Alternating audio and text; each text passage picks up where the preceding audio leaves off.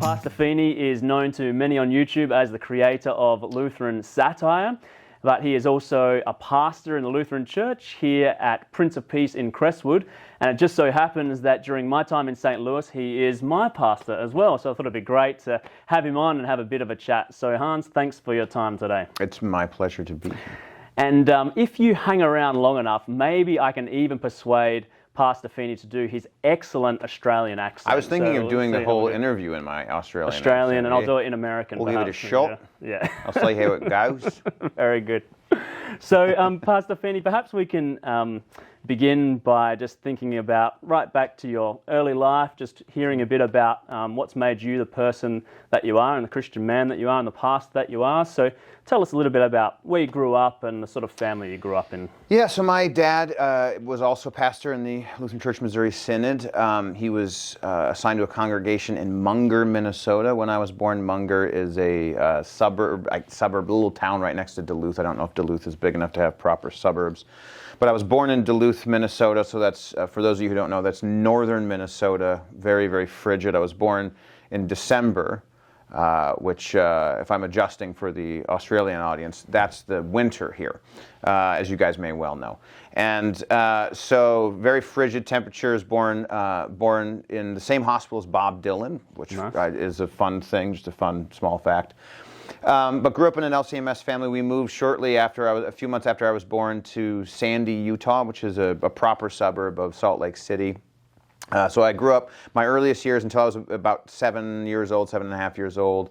I grew up in an area that was 85% Mormon. Mm-hmm. So from a very early age, I think I was kind of attuned to being used to being outside of the culture, being outside of kind of the mainstream of the culture. And that's kind of been the case really sort of everywhere, just in kind of different, smaller, different ways, you know. So we lived there for a number of years, had a great life out there. My dad took a call to Norwalk, Connecticut, which is southern Connecticut. It's functionally, you're seeing a theme in my life of the suburbs. Mm-hmm, functionally a suburb of New York City. And we were there 5 years. And was still kind of an outsider there because it's a very secular area. So it was a different kind of out of placeness, you know.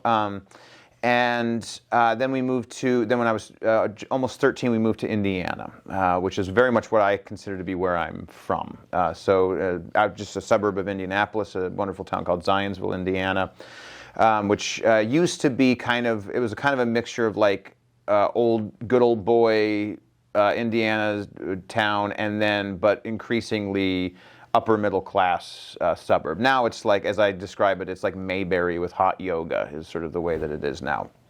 And that was, that's kind of probably the most I ever felt like I kind of fit in anywhere. But at that point, you know, I was 13 years old.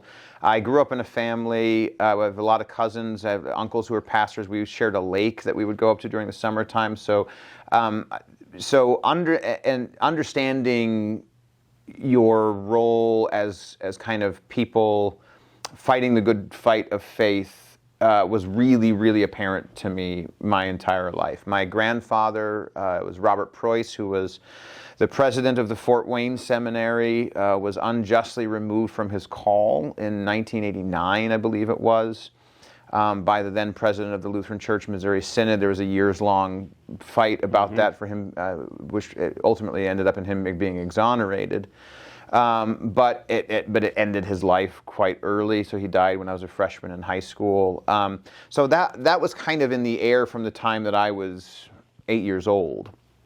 And so I was aware of kind of the politics of our church body from a really early age. I have a sort of weird, I have a weird relationship with the Lutheran Church Missouri Synod because I love our confession of faith. And I won't go into the details of everything, but several generations of my family have been pretty egregiously harmed by the bureaucracy and the failure of faithfulness and the various degrees of leadership in the Lutheran Church Missouri Synod. So I'm not someone who's ever uttered the phrase, which I've heard a number of times from other pastors, "our beloved synod." It would not, if the LCMS as a corporate institution shut down tomorrow, I would not shed a single tear for it. But what I love about the Lutheran Church Missouri Synod is our confession of faith and the fellowship that it brings to those who share that confession of faith. So I grew up in a family where on the one hand I saw a lot of the ugly underbelly of church life, both just from my dad being a pastor and kind of seeing and hearing conflict in churches, but also in the church body in general. So when I went to the seminary, I took a year off between college and seminary because I didn't know what I wanted to do. And I had kind of had the suspicion for a while that I might like to go into the ministry. But I had some other interests and, kind of some other things I wanted to pursue. I have a strong love for music. I thought for a minute about trying to become a sound engineer or a music producer. But then I realized you have to work with other people's music and you have to work with musicians. And I was like, oh, well, then I don't want to do that. Probably a similar journey for a lot of kind of artistically inclined Christians where they go, oh, I'd really like to do this. And then you look into what that world looks like and you go, I don't want to do it that bad. So I had kind of a suspicion I might want to go into the ministry, but I was really sick of school, and then I worked for a year, and then I was like, all right, ready to go back to school. School sounds good. Not so bad. Worked a bunch of menial jobs that were varying degrees of unfulfilling, and as a man, when there's really no worse feeling than feeling unaccomplished as a man, and that was very much kind of the course of that year. So I went to the seminary. I've always kind of said I have I'm suspicious and a bit uncomfortable when guys will talk about going to the seminary as though like something that they were really excited to do. Because not that I don't mean that in saying that I'm suspicious about their motives. I'm just suspicious that they don't actually know what they're getting themselves into. Because to me, going into the ministry is something where you just kind of go, all right, well, someone has to do this, and I think I begrudgingly have the skill set required to do it. I've shared sentiments with people before about one of the pivotal conversations for me was with an old pastor who said it's not really something you decide to do, but something you do when you realize you have no other choice. You feel like that. And most pastors resonate with this at some level. Oh, absolutely. Yeah, there's a very strong thing of, I said this to a lady, I was at a track meet last year, a couple years ago, whatever it was. One of my kids had a track event at school, and I was talking to a lady, very nice lady, who was a teacher at a middle school teacher at a pretty rough school. And I just kind of offhand made the comment, something I say all the time, because when you're a pastor, this is the thing, is you go, and I said something like, sometimes you just have to accept the fact that God makes you good at things you don't like doing. And I said that, and her response was like, that was the sign from God that I need to keep staying in teaching. And I just thought I was making an off-the-cuff comment, which from my perspective I was. And you forget that other people don't necessarily have that, because in most of the world, the way Western people are very much taught to think is pursue your passions and do what you love. Fulfill your own happiness. Yeah, I've heard that line a million times. If you do something you love, you'll never work a day in your life, which is not remotely true, because I very much love what I do, which is why it's awful a lot of the time, because it's high stakes. I think in many ways I kind of envy people who have jobs that they're not heart and soul invested into, because you can leave it behind, and if things don't go well, if the merger doesn't go the way you want it to, or you get a contract to build that building instead of that building, it doesn't rip your guts apart. But when people leave your congregation, it rips your guts apart. When people die, it rips your guts apart. When people get divorced, and kind of all of these things. So there's a kind of a high stakesness to it. But yeah, eventually you learn I feel like I know what I'm doing with things that aren't necessarily especially difficult. It doesn't feel to me like any of the things I do are especially difficult, but I just think the vast majority of people aren't wired to do it. And so I think that in the end, you just look at it and you go, it's like God just walling you off from the chaos of trying to figure out what you want to do, and then eventually you go, fine.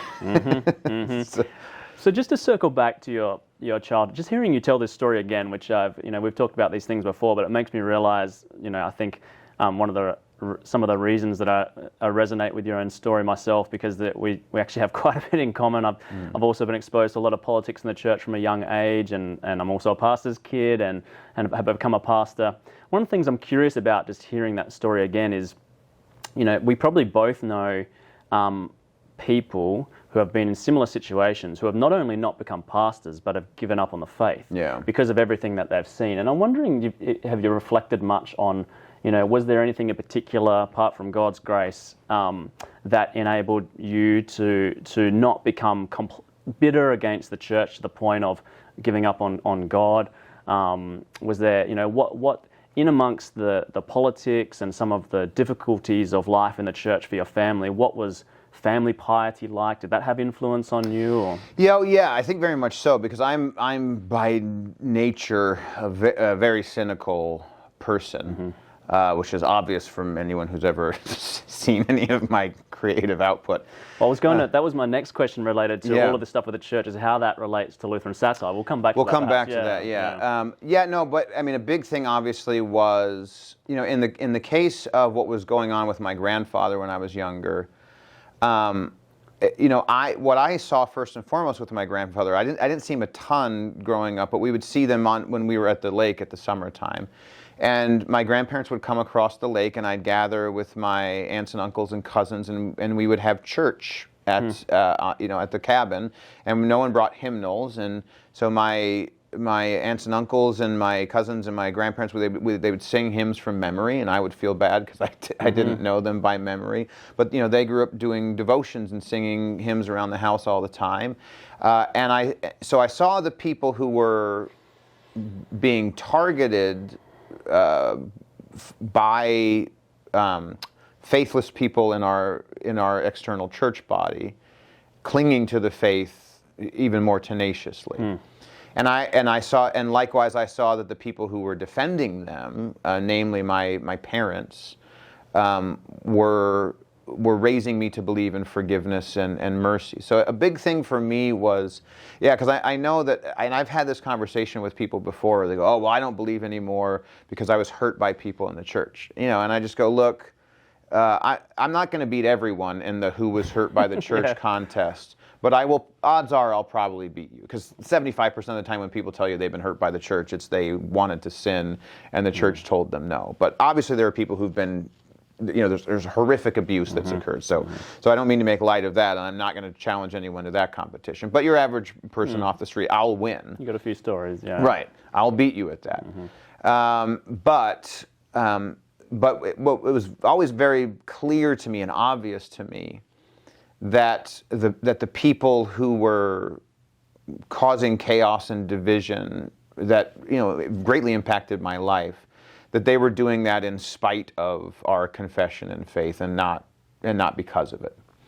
So for me it was always clear that the people who believed in mercy and forgiveness and in loving your enemies were the ones that were on the right side of that.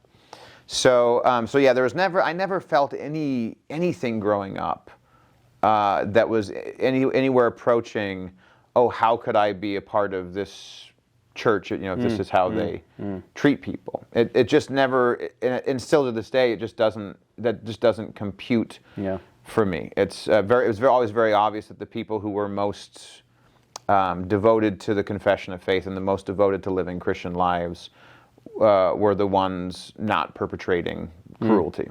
Well, and that's a great gift, and it's that's quite similar to my own experience as well. And it's something that sometimes children can be remarkably resilient with these things, even if they can't articulate this distinction between the external institution of the church and what's going on in Christ and His kingdom. It's sort of just intuitively they have some sense of this, I think, and your family's piety within that can be a big influence. And so I think a lot of times what I've said this before, that like if I were to leave the faith, I already know exactly what I would say to justify it to myself and to the world. I don't believe those justifications that I know in my mind, but I know what they are, and and because typically when people want to leave the faith, they grab the easiest justification and the one that makes them look the most innocent, and so those things are all there, but by the grace of God, I just don't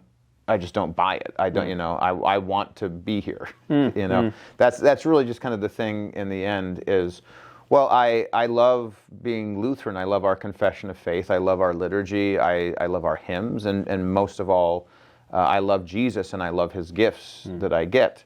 So I don't want to not have those things. I love that picture of the family church services by the lake, by the way. So would Grandpa Preuss be leading, or they take it in turns? We would typically kind of sometimes, my grandpa would kind of offer little devotions or sermons. Sometimes my dad would do it. Other uncles, they would kind of take turns. It was a nice thing. It was a beautiful thing to see that greatly impacted me and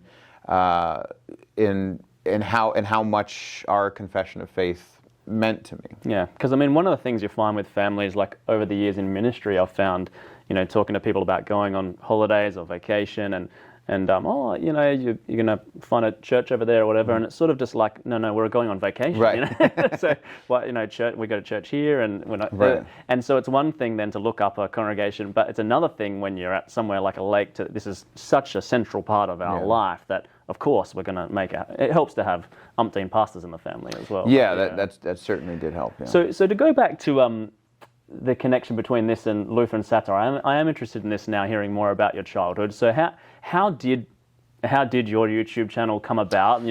My children are keep a track on your subscriber count and all that sort of thing, and it's by Lutheran standards very, very successful, but it's fairly unique, it's fairly different. And so how did it come about, and does it relate to your experiences in the church growing up?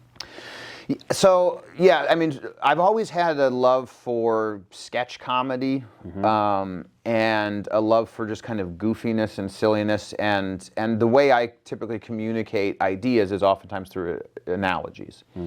I do that often in my preaching. I do it all the time in conversations when I'm teaching Bible class. So in a lot of ways, Lutheran Satire was just a natural outgrowth of that. This is a particular way I have found personally to be helpful in communicating ideas. I've always had a kind of sardonic sense of humor. I really attribute that a lot to the various places where I grew up. I feel like I have a very unique sense of humor in that I have an incredibly dark sense of humor, which comes from growing up on the East Coast, and a kind of biting sense of humor, but I very much do not like vulgarity and cheapness, and that comes from having grown up in Utah and in the Midwest. So there's kind of that aspect of things too. But I loved Monty Python growing up, and Saturday Night Live and stuff like that. And so there was in the early videos, someone had pointed out to me, I had written a skit of some kind, and I sent it to a friend, and I said, I don't know what to do with this. And she wrote back and she said, there's actually this talk-to-text software you can use. It was called Extra Normal, where you just type in the dialogue, and then these robotic voiced generic CGI characters will repeat it. And so that was for the first couple years, maybe the first 2 years or so. That was how I put out the videos, and that's why there were a lot more of them back then. One was because I was just kind of feeling out what I was doing, but also it took me, however long it took to write a video, it took 10 more minutes to make it. Whereas as opposed to now, which is, it can be 30 hours longer, after writing it. So, and then it was also easier to write them because the humor only worked in one way, which was when you have robotic voice characters, the only way things are funny is if you have them say things that sound funny and monotone. So it was limiting, but it was just a lot easier to know the beats for how the skit would work. And then once I started doing more animated stuff, and that software went kaput, then things started taking a bit longer. So So that's why the video output has been lower throughout the years. That and just that, especially now being in a new congregation that's a good amount busier than my last congregation. I just don't have the same amount of time to put into it, and I don't trust anyone else to do it. So I don't outsource anything, or I outsource very little at least. So, but yeah, it was just kind of came from, I think humor can very much be used to allow you to kind of home in on a target that you otherwise wouldn't be able to kind of get that close to.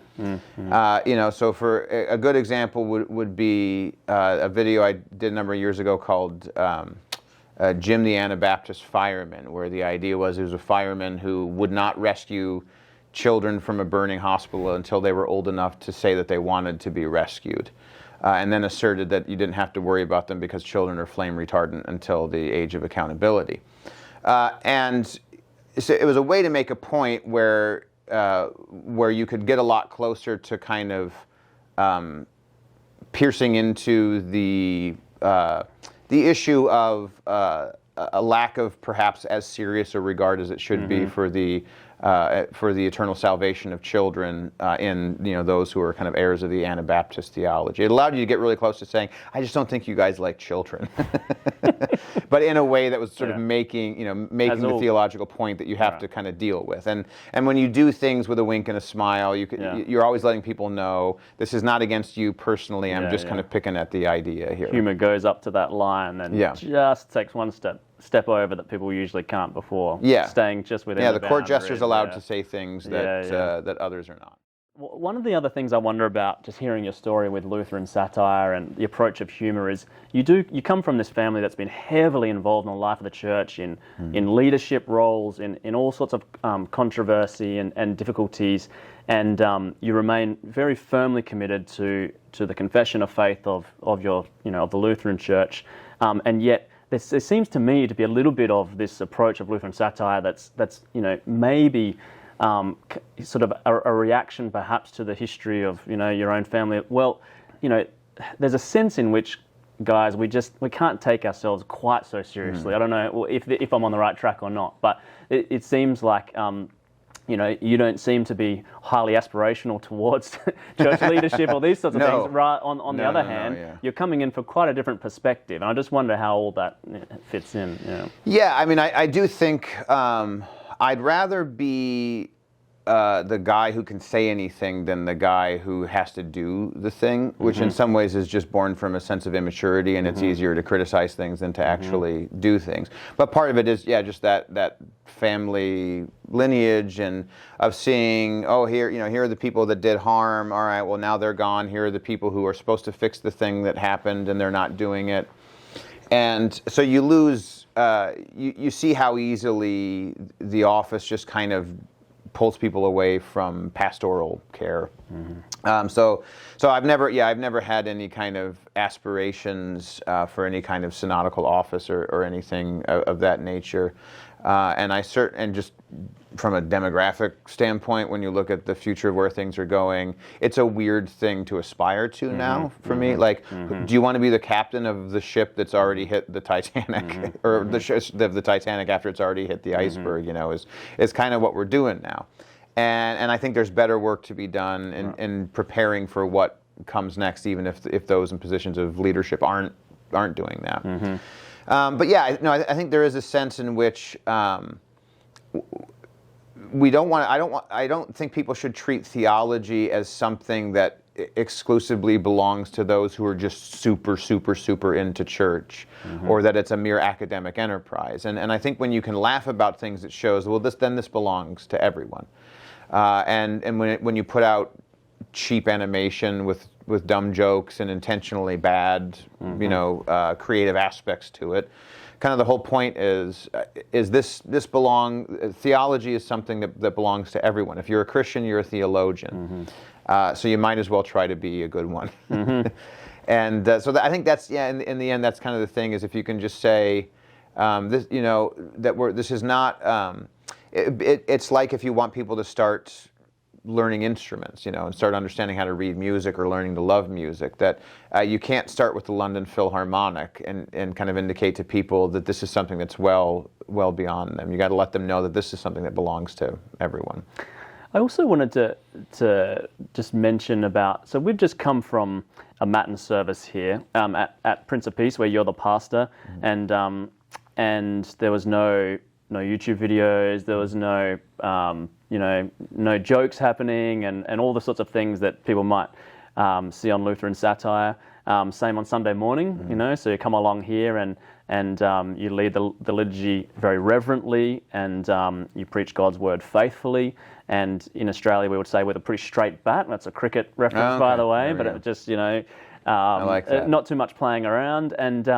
And so you seem to take on a certain persona with Lutheran Satire in a sense, and people might think that this is going to translate into the divine service, into worship, but you could easily come here and never know that you have this outlandish YouTube channel on the side. And this is quite interesting. Yeah, I've had this happen before, where I've had folks who were fans of the channel come to my church. They were passing through on vacation or whatever it was. And typically, when non-Lutherans have done this, they've been really confused as to how serious I am during the worship service, which on the one hand I get, and on the other hand I don't, because a lot of my goofy videos are me making fun of people who are not reverent, not especially reverent during worship. Although I would say, in a lot of ways, Lutheran Satire is really who I am. I'm much, I once had a friend. One of my best friends when I was in college was talking to a gal he knew, he was friends with, who had hung out with me a couple times and did not like me at all. And he asked her why she didn't like me, and she said, "I can never tell if he's serious or not." And he said, unless he's talking about God, he's always joking. So there is kind of that, and so then even kind of sometimes when I am talking about that, I'm joking, even though there's a serious point behind that. But a very important thing for me about worship is I'm very against pastors making their personality front and center in the worship service, and that what you're really doing is you're making way for Christ, and you're getting out of the way and letting His word prevail. And even if you're using elements of your personality in the sermon for that, it's really not to put yourself out there, So I don't tell a lot of stories about myself from the pulpit. I'll occasionally toss off a wisecrack here or there from the pulpit, but I don't really ever tell jokes or try to be funny from the pulpit. My sense is that it's getting to know you more and more. It's sort of there beneath the surface, and if you sort of deviate from what you've prepared a little bit, it starts to come out, and then you have to actively suppress it. There is a little bit of that, but part of it is there is something psychological for me about walking up into a pulpit, which is, I wish our pulpit were taller than it is, so that I could get kind of a better sense for this, because I've preached in pulpits like that before, where you step up and you're taller than you normally are, and you're wearing things that you don't normally wear. You're weighed down by the robes, and you can feel the stole on your neck, because half the time it's crooked anyways, and but there's a very tangible sense in which you're not here because of you. These people are not here for you. They're here for the word, So a little while ago, I started doing stand-up comedy. I've done that a couple times, because in large part, I just wanted to see how much does having been a parish pastor for 15 years translate to that. And there are a lot of things that are very similar, but that's the biggest difference. Is that a good preacher is one who's pushing himself out of the way, and they're not here for me. And obviously, when you're starting out at stand-up, they're not there for you. But once you're established, they're there for you to get your perspective on things, to feel your energy and and to understand your persona. And I don't. It's not bad, obviously, in sermons for that to come out a bit, because there's no way to kind of hide that entirely unless you're being sort of overly robotic. But for me, the worship service is very much not about my cleverness, which is kind of, that's, or self-perceived cleverness is probably a better way to put it, which that's just kind of part and parcel of Lutheran Satire. It's sort of this, hey, look at the fun way I found to, approach this issue. I just think that's really antithetical to what preaching is supposed to be. And we've appreciated it very much in your preaching and your worship leadership here. And so I want to maybe move on to a different topic then. We talked a bit about your own family growing up and a bit about your journey into seminary. You're a family man now. You're married with children. Tell us a little bit about your own family life now. So my wife and I, we've been married almost 18 years now. It'll be 18 years in a couple days. And we're getting a new stove put in, and we're getting a gas stove put in. We have electric, and so Katie said to me, she said, the gas line that we're putting in is your anniversary present, and I said the gas stove we're going to get is your anniversary present. So that we're at that level of marriage. Understood. Yes. Now. But we have 4 sons, and then we currently have a foster daughter. So my oldest 3 are biological. Our 4th son is adopted. He was adopted through the foster system. We've been certified foster parents for maybe 8 years now, something like that. We've had, I think, a total of somewhere between like 10 and 12 kids with us. So the only one that was adoptable for us was our youngest son, whose name is Levi, like yours. So Levi and Levi are very good friends, because when you're that young and if you have the same name, instant best friends. That's right. You're still at the age where you like everyone anyway, you know. Yeah. So, and then we have a little foster daughter who's 9 months old, who's been with us since she was 12 days old, and can't really go into too many of the details about that, obviously, but she's the greatest, most wonderful, sweetest baby in the entire history of the universe, and love her very dearly. And brings tremendous blessings just to this congregation simply by her presence. Oh yeah, everyone here really. It helps that she's so adorable. Yeah. And then when she talks, when she gets chirpy, she doesn't scream or cry, but she just talks. You know, she just jabbers, which everyone really, really loves. So how did you get into fostering? Was this something you and Katie had talked about from when you got married, or we started talking about it a couple years after we got married, and it was largely we always wanted to have more kids, biological kids, than we had. And Katie, she gave birth to very healthy babies, but everything else was a nightmare about her pregnancies. And so we weren't really able to kind of keep going that route. And she was working, I was at my first congregation, she was working a few hours a week at a preschool of another LCMS congregation, and there was a little boy there that she just completely fell in love with, who was a foster kid. So we talked about how we might like to take part in that, and our attitude was basically, well, these kids need a home and they need somewhere to go, so we would love to do that, and then if they come up for adoption, we would be happy to do that, which I think is the right way to approach things. I've known people who have gotten into fostering because they wanted to adopt that way, and were placed with kids that's not the route things ended up going, and it was bad for them and bad for the way that they were kind of viewing the children, and which ended up being bad for the kids in general.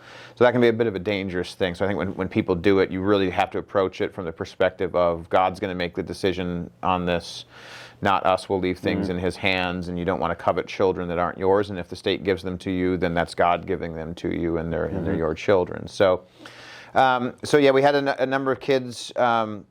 Most of whom went home. There were some that went to different families for various reasons. But our son Levi, who came to us when he was 4 months old, we knew right away when we got him that he was probably going to be coming up for adoption. And then just a little over 3 years ago was officially when he finally became ours forever. So it was the greatest day of our lives.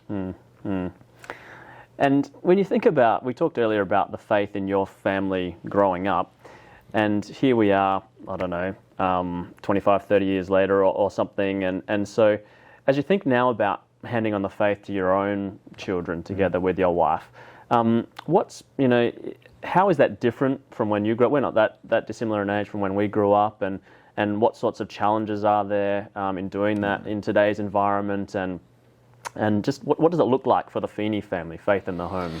Yeah, I think obviously any Christian parent today is going to realize that we're just much more cognizant of the fact that you have to be incredible. I hate to use the word intentional because people use that word, but you have to be very deliberate about recognizing that your children falling away from the faith doesn't just look like your kids getting into drugs, or your kids going off to college and becoming Buddhists, or for their sophomore year, and then just becoming atheists or whatever it might be.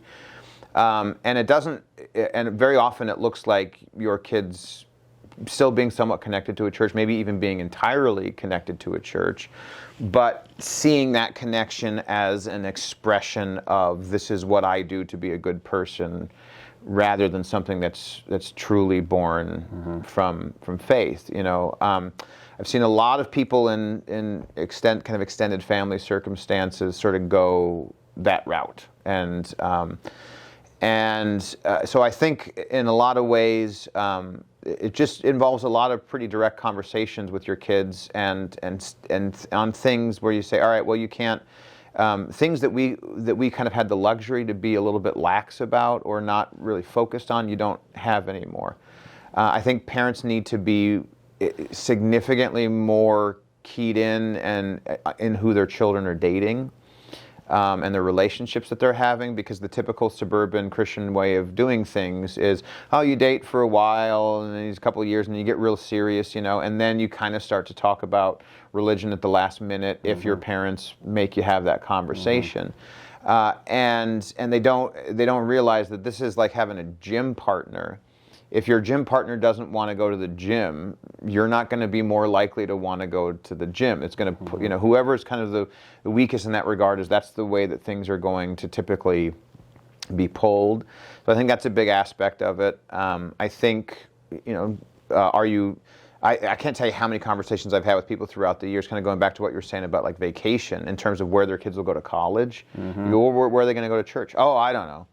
And I hadn't even thought about that. And you go, oh, well, these are the years of their life when their faith is going to be probably under the most direct, persistent attacks that it will be. So you should probably not leave them unprotected in that sense, and that should actually be an integral part of their college experience. Not only because they're going to be getting that from secular classes and professors in most circumstances, but also the percentage of people who find who they end up marrying in college is fairly high. I don't know I've never really crunched the numbers on that, but anecdotal evidence, and just in my own life, it's a high percentage.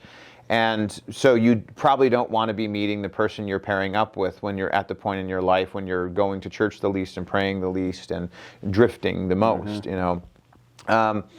and likewise, having your kids understand really what is the essential stuff of being a Christian. Is it? Obviously, the fact that we go is hugely important, but we go because this is mercy and salvation, and it's the gifts of God's kingdom. A couple years ago, I was hanging out with some buddies of mine from college, and we got together, and it was a Saturday, and I had mentioned how I had found a church to go to the next day, and they said, "You go to church on vacation?" And I said, "Yeah." And they were like, "You don't even take a Sunday off on vacation?" I go, "Oh, it's off. I'm not doing the service. I don't have to write a sermon." They go, "But you still go?" And I was like, this is like asking me, like, you still get food when you go on vacation? Yeah. Keep breathing? Right, and the thing was, it was like, yeah, I actually like it. I'm doing this not because this is merely the obligation of the thing that a good person does. I'm doing this because I don't want to be anywhere else. Yeah. And that's, so I think in a lot of ways with your kids, it's teaching them to think, teaching them how to pick through ideas, because a lot of the attacks of the faith are really shallow, but if they haven't learned how to just kind of engage their brains a little bit, they have a hard time thinking that. And then if you get them at the point in their life when they have the temptation to do all kinds of things that their faith tells them not to do, and their faith is the only thing telling them not to do that thing, then they'll kind of quickly jump at, easiest reason I can to sweep this off the table, is what I'll take. So I think having a lot of conversations with your kids about just kind of, as best you can, training them how to think through issues, how to understand and reason in a godly sense, and just being more involved in, as they're growing into adulthood. If we can't expect if we don't expect our kids to be just fully formed adults, but in the moment they turn 18 or 21 or kind of whatever it is, well, we probably shouldn't surrender the most important thing. It's a very weird thing to me in a lot of ways with in American life and probably just broadly Western, in the broadly Western world, is that we tend to overmanage our kids these days with the least important things, and then completely step out of it with them. So like, and again, going back to your kids' relationships, you see this a lot, where like, oh, I really don't like this girl that my son is dating, but I just don't really know what my role is in that. And you go, oh, you should probably be in. It's this no pressure or anything. But he could destroy 3 generations of your family by marrying the wrong person. That happens a lot. So you should probably feel confident going, hey, I'm going to kind of throw my weight around here a little bit. There's obviously a good way and a bad way to do that. And in the same way, with the faith, where it's, oh no, and I've said this to my kids before, like, there will never come a point where this is off limits to me. Yeah. I always get to talk to you about the most important thing in the world, So in the same way that, like, if I ever come down with cancer, and my kids say, hey, what's going on with that? I don't get to say, stay out of that. You don't need to worry about that. This is my thing. It's not for you to worry about. Well, then in the same way with your faith, with your soul, I get to. God gave you to me, and while my role as your father will change throughout the years, there never comes a point where I don't get to say, hey, what's going on with whether or not you're receiving the gifts of God, your Father in heaven.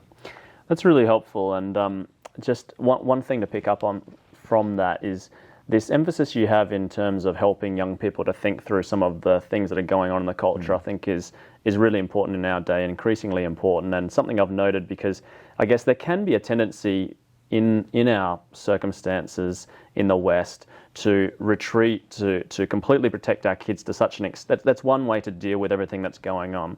I don't see that with you so much. What I see is, of course, an element of protecting kids from certain things, but you still watch movies and you're interested in pop culture and all these sorts of things. But it seems that one of your emphases, my own kids are in confirmation with Pastor Fiene, and with your own children, is to try and help them think through what's going on out there so they can be wise and discerning people as they encounter it, because they're going to encounter it. And we want to go to the movies and that sort of thing, but how do you actually do that? And so it seems to me this is a helpful approach in our time. Yeah. Well, I try, I mean, we were just talking about this in Bible class the other morning. We're going through the story of Sodom and Gomorrah, and kind of talking about how does our culture view sexual issues and sexual ethics, and really the only prevailing thing is consent. But then there's kind of this other thing of there's an assumption that monogamy is good, which obviously I agree with, but I agree with that according to God's creation and according to the natural order of things. So for people who reject all of that, so you'll find people who say things like, well, I think, if 2 men want to pledge their hearts to each other and live in a monogamous relationship, we should say that that's a good thing. And I said, all right, well, let's just ask the question, why is monogamy good? You can't just presume that a thing is good because everyone else around you says it's good. You got to actually ask the question, well, why is that? And then once you start asking that, you go, oh, well, all the reasons monogamy is good are all solely related to male-female relationships.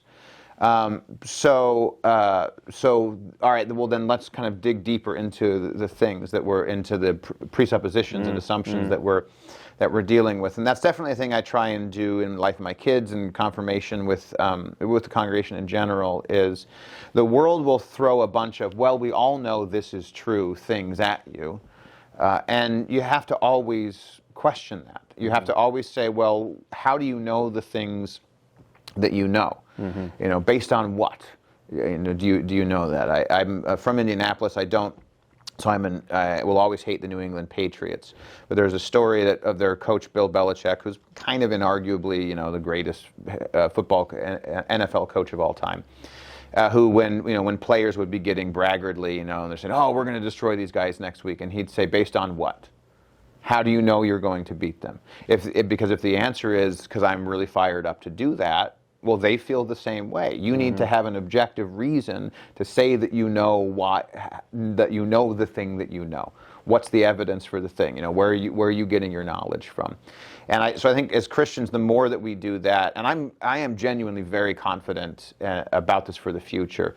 I think obviously the Christian church is going to be much smaller, at least in the Western world, and it's kind of already gotten there in Europe, largely there in Australia. Are you guys about as bad as Europe in terms of church attendance statistics? You're probably not quite as bad. Not quite, yeah. Yeah, but so you're in between us, but that's the direction we're all going. Church is obviously growing in Africa and Asia, but at least in the Western world, we'll have a much smaller group, but it will be a group of saints that really, really know what they believe, why they believe it, know what they're clinging to, because they've lived through the world trying to take it away from them.